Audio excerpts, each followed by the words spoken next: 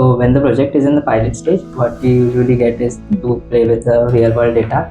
As you know, there's a lot of difference between the simulated data as well as the data which we get in their real life. Okay, so basically they can then have a tap on that data anytime they want, right? On any of the devices they would like to. Very true. And that's make the data very easily accessible to them for monitoring and future training purposes. So for anyone who wants to enter the IoT field, what do you? Hi everyone, I'm Muskan and I work in the digital marketing team at Wonderbiz. And today I have Omkar with us, who is a senior software engineer at Wonderbiz, and he has been with us since quite a while. So as I know, he has been working on some IoT project, and that is really cool. So let us know about his journey today. So hi Omkar, how are you doing?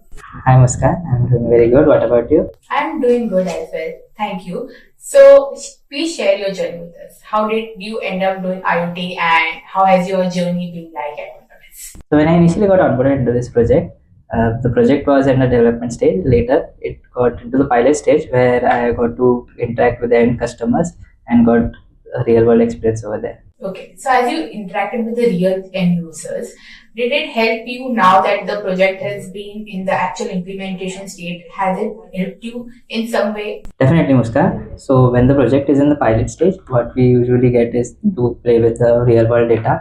As you know, there's a lot of difference between the simulated data as well as the data which we get in their real life. So that helps us identify some NFRs and get some works initially before them making to the production. So for functional requirements, I can understand, yes, the data can help you, even the real world data. But what about the NFRs? How do you handle them?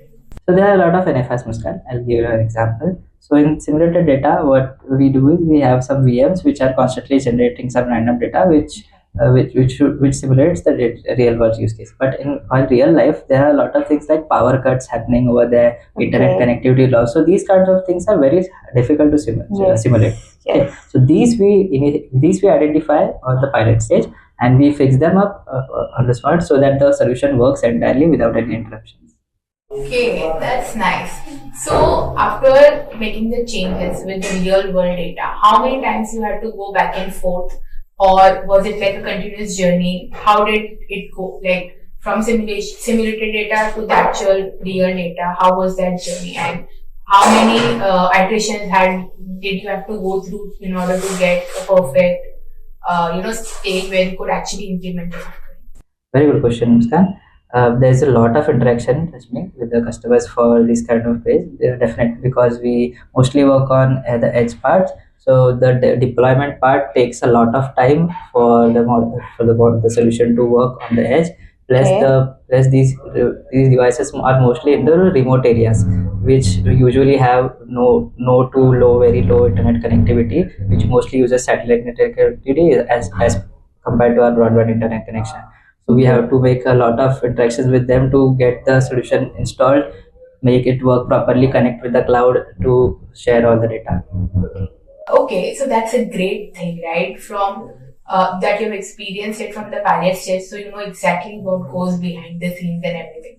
So as it was in the pilot stage, so of course you had to probably multitask. So do you work on the front end and back end, both part of it, or do you work on a specific part? How does it work? Yeah. So initially I was mostly there full stack for the front end as well as back end, which I use React mostly for the front end part, and we use .NET for the back end of the cloud. We also have edge modules which are deployed on the IoT devices, which helps the application send data from the edge to the cloud, and then we process them and show the dashboarding. So now also are you focused on both front end and back end, or are you focused on any one part of it? So now I mostly work with the communication part of the architecture, where I usually play with protocols like Modbus and OPC which sends the data and processes on the edge and sends it to the cloud. So as you said that you work on industrial IoT, right? Could you help me understand how does it exactly work? Okay, so I'll tell you what industrial IoT is. Basically what we have is assets located into remote places where usually they are in extreme conditions.